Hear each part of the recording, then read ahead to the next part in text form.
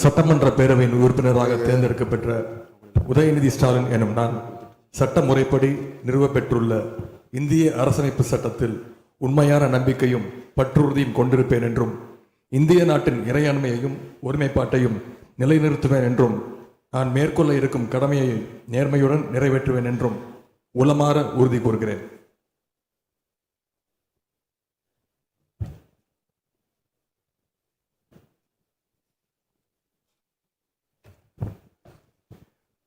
மாண்புமிகு திரு எடப்பாடி கே பழனிசாமி.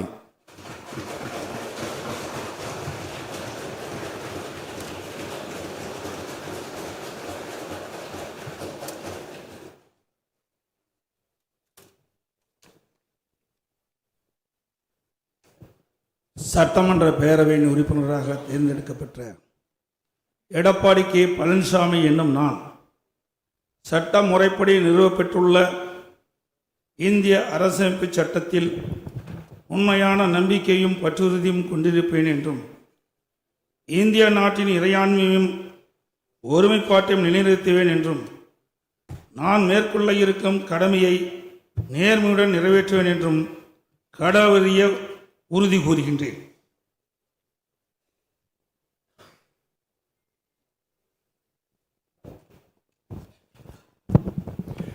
மாண்புமிகு திரு ஓ பன்னீர்செல்வம்.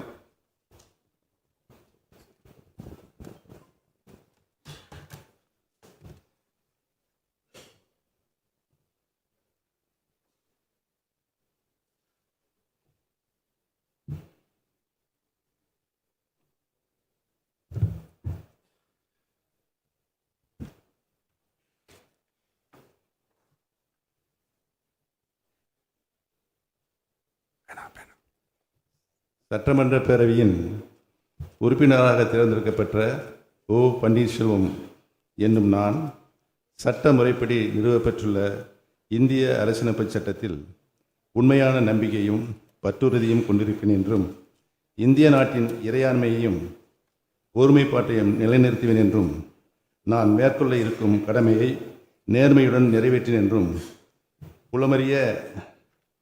உளமாற உறுதி கூறுகிறேன்.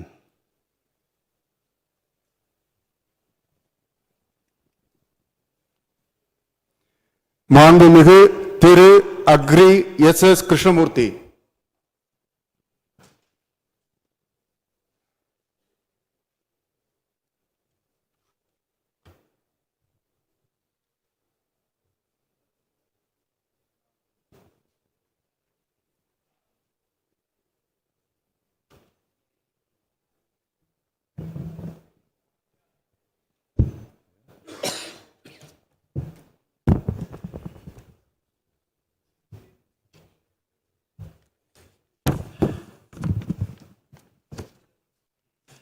சட்டப்பேரவையின் உறுப்பினராக தேர்ந்தெடுக்கப்பட்ட நான் அக்ரி எஸ் கிருஷ்ணமூர்த்தி என்னும் நான் சட்ட முறைப்படி நிறுவப்பெற்றுள்ள இந்திய அரசியலமைப்பு சட்டத்தில் உண்மையான நம்பிக்கையையும் பற்றுறுதியும் கொண்டிருப்பேன் என்றும் இந்திய திருநாட்டின் இறையாண்மையையும் ஒருமைப்பாட்டையும் நிலைநிறுத்துவேன் என்றும் நான் மேற்கொள்ள இருக்கும் கடமையை நேர்மையுடன் நிறைவேற்றுவேன் என்றும் கடவுளறிய உறுதி கூறுகிறேன்.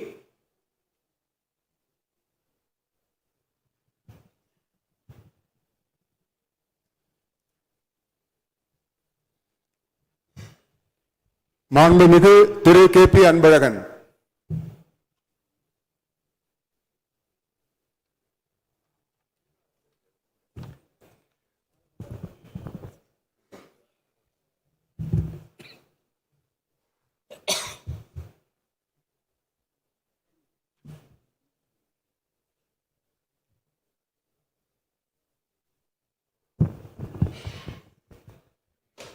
சட்டமன்ற பேரவையின் உறுப்பினராக தேர்ந்தெடுக்கப்பட்ட கே பி அன்பழகன் என்னும் நான் சட்ட முறைப்படி